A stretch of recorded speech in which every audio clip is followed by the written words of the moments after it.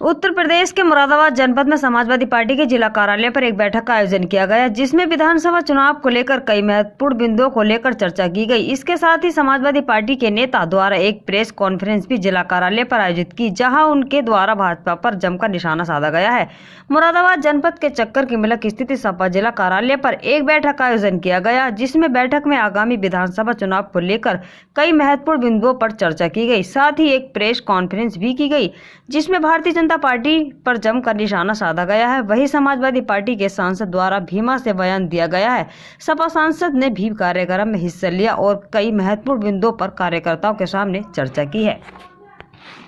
तरफ से पाल समाज को बधाई देना चाहता हूँ, मुबारकबाद देना चाहता हूँ कि उन्होंने यहाँ आकर हमारी पार्टी ज्वाइन कर शुरू हो चुका है। मैदान जंग में हम और हमारे मुखालिफ लोग सभा लेकर लोगों को गुमराह करके सच्चाई को छुपाकर लोगों को धार्मिक उन्माद में डालकर सेंटिमेंटल ब्लैकमेल करके वोट हासिल करने की राजनीति जो एक पार्टी को भाजपा किया करती थी, वो अब आगे चलने वाला नहीं है। मैं तो सिर्फ इतना कहना चाहता, हम लोग मुरादाबाद जनपद में हैं और मुरादाबाद जनपद में ये आप पोस्टर और बैनर में देख करके बात मत कर लेना कि हम किसी कौम के लिए आए हैं। हम लोग उस कौम के लिए आए हैं जिस कौम के लोगों ने इस गुलाम भारत में आजादी की तस्वीर खींचने का काम किया था और इस गुलाम भारत को आजाद बना करके डॉक्टर बाबा साहब अम्बेडकर और डॉक्टर लोहिया जैसे समाजवाद नारे को पूरे देश में बुलंद करने का काम किया था। ऐसे लोगों के लिए हम लोग यहाँ पर आए हैं। साथियों, आप लोगों के सहयोग से जब भी कभी आदरणीय अपने महबूब नेता मुलायम सिंह यादव को इस प्रदेश और देश की राजनीति में सेवा करने का अवसर मिला है, आदरणीय नेताजी ने इस देश के पिछड़ों के लिए, अल्पसंख्यकों के लिए, दलितों के लिए बहुत बड़ा काम किया है। साथियों, मैं आप लोगों से बताना चाहूंगा, हमारे माननीय सांसद जी इस मंच पर मौजूद है और पुराने हमारे कई नेता इस मंच पर मौजूद हैं और वो जानते हैं कि जब आदरणीय नेताजी सन 1989 ईस्वी में इस प्रदेश की कमान को संभाला था, प्रदेश के मुख्यमंत्री बने थे और मुख्यमंत्री बनने के बाद इस प्रदेश को चलाने के लिए प्रमुख सचिवों की जरूरत होती है और जब प्रमुख सचिव बनाने की जरूरत पड़े तो आदरणीय नेताजी चूंकि गांव के रहने वाले हैं, उनकी नजर गांव में गई। उन्होंने समझा कि गांव का बेटा मिल जाए तो उसको मुख्य सचिव और प्रमुख सचिव बना दिया जाए। लेकिन उत्तर प्रदेश के सचिवालय की फाइलों को जब खंगालना शुरू किया तो उत्तर प्रदेश के सचिवालय में गांव का कोई बेटा या बेटी सचिव के काबिल नहीं मिला, OIS और PCS नहीं मिला।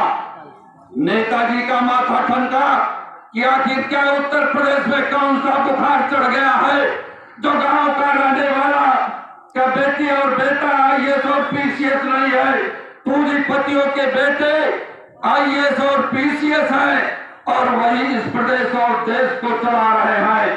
तो उन्होंने समझा कि वारे उत्तर प्रदेश, वारे स्वतंत्र भारत, संघ लोक सेवा आयोग दिल्ली में है और लोक सेवा आयोग उत्तर प्रदेश का इलाहाबाद में है, जहां से SDM पैदा होता, जहां से LDM पैदा होता है, जहां से तहसीलदार पैदा होता है।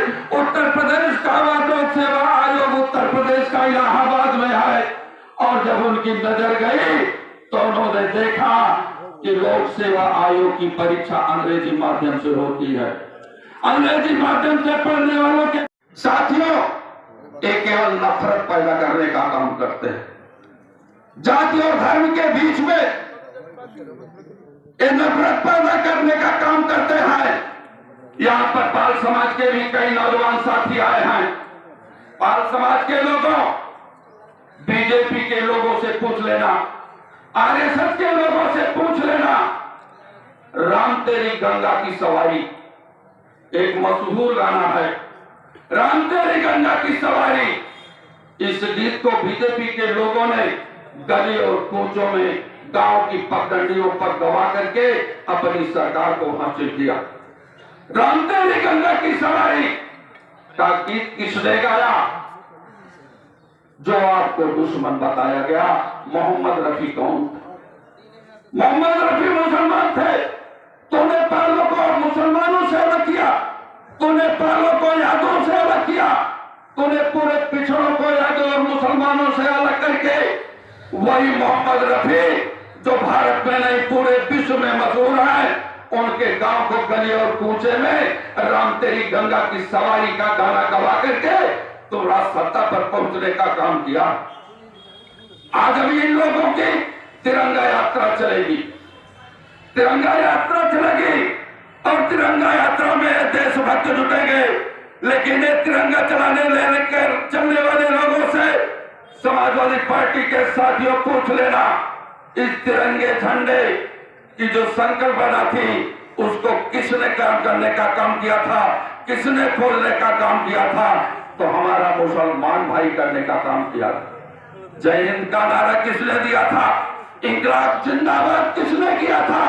हमारे मुसलमान साथियों ने किया था। इसलिए ये आपके बीच में नफरत पैदा करने का काम कर रहे हैं कि जो आदरणीय नेताजी ने हिंदी माध्यम से परीक्षा पैदा करके एसडीएम पैदा किया, तहसीलदार और दरोगा और सिपाही पैदा किया, इसलिए हमको आपको अलग करने का काम किया गया। और ये पैदा किया गया कि सारी विकास की योजनाएं मुसलमानों के हाथ में। ये कहा गया सारी नौकरियां यादवों के हाथ में। सिपाही की भर्ती क्या हुई? सिपाही की भर्ती में जब नेताजी मुख्यमंत्री थे, 100 भर्ती में 38 नौकरी यादवों को मिली प्रदेश में। हम लोग मुरादाबाद जनपद में समाजवादी पार्टी के माननीय राष्ट्रीय अध्यक्ष अखिलेश यादव जी के संदेश को लेकर के आए हैं और हम लोग मुख्य रूप से जिला अध्यक्ष जी के माध्यम से पाल समाज के लोगों के बीच में समाजवादी जन संदेश यात्रा लेकर जा रहे हैं और यह बताने का काम कर रहे हैं कि भारतीय संविधान के साथ खिलवाड़ किया जा रहा है, भारतीय संविधान को जलाया जा रहा है। जिस भारतीय संविधान में पूरे देश के धर्म जाति के लोगों का मान और सम्मान है, उसके हिसाब से वर्तमान सरकारें सौतेला व्यवहार कर रही हैं और लोगों को रोजी और रोटी से काफ़ी दूर किया जा रहा है। इस संदेश को हम लेकर के अपने लोगों के बीच में जा रहे हैं, संपूर्ण पिछड़ी जात और पाल समाज के लोगों में मुख्य रूप से। उत्तर प्रदेश सरकार ने पेट्रोल डीजल के रेट कम किए हैं। मुख्यमंत्री बढ़ाने वाले यही लोग हैं, घटाने वाले भी लोग हैं।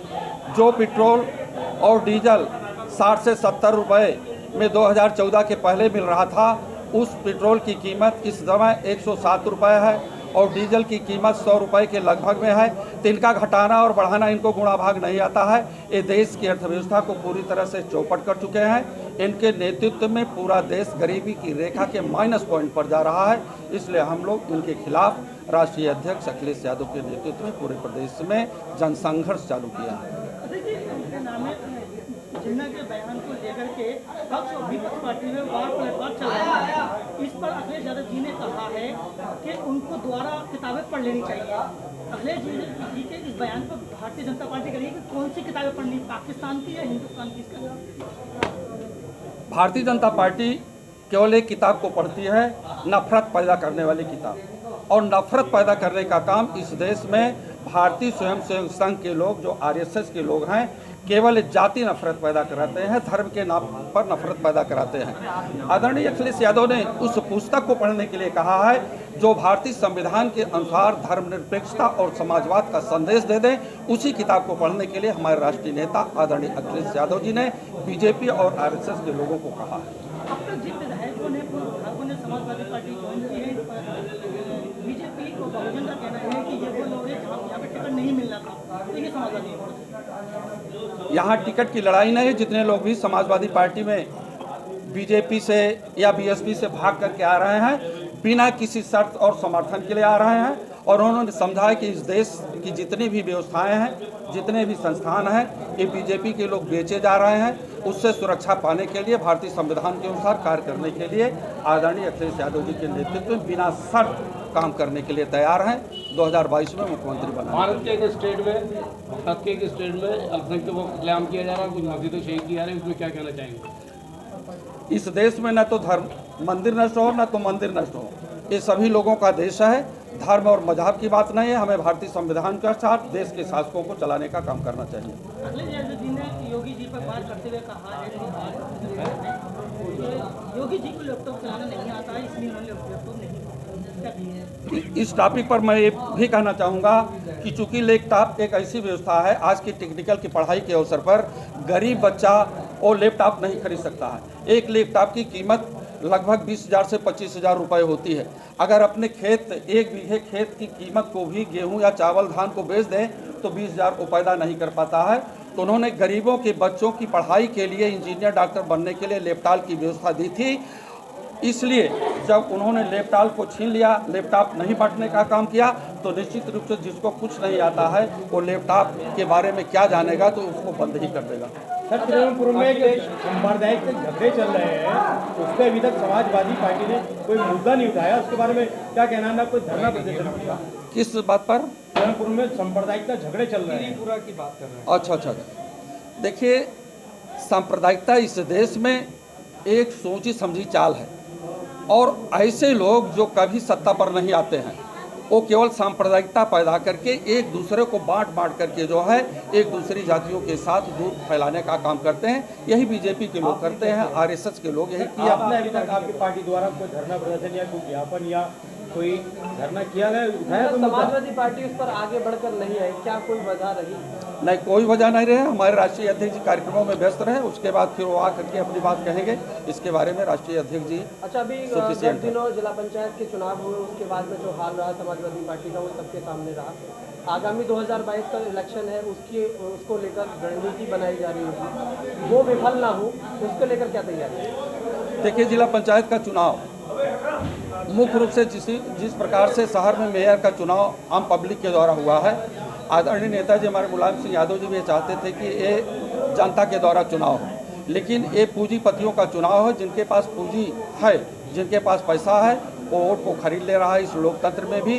तो इस लोकतंत्र की बहाली के लिए अच्छा ये हो कि जिला पंचायत अध्यक्षों का भी चुनाव जनता के द्वारा हो, तो साफ सुथरा चुनाव। नहीं, सवाल ये है कि जो समाजवादी की जो रणनीति है उसमें सेंध ना लगे 2022 के इलेक्शन में, क्या तो पंचायत के चुनाव से बहुत इसका माने नहीं लगता है। पैसा जिधर भागा उधर लोग गए, लेकिन पंचायत से चुनाव से हट करके 2022 के चुनाव में पूरे लामबंद होकर के जितने भी समाजवादी पार्टी के लोग हैं, जिन पर आप तक और सुबह कर रहे हैं, वो गलत बातें हैं। और समाजवादी पार्टी के नेता को मुख्यमंत्री बनाने के लिए संकेत देते हैं।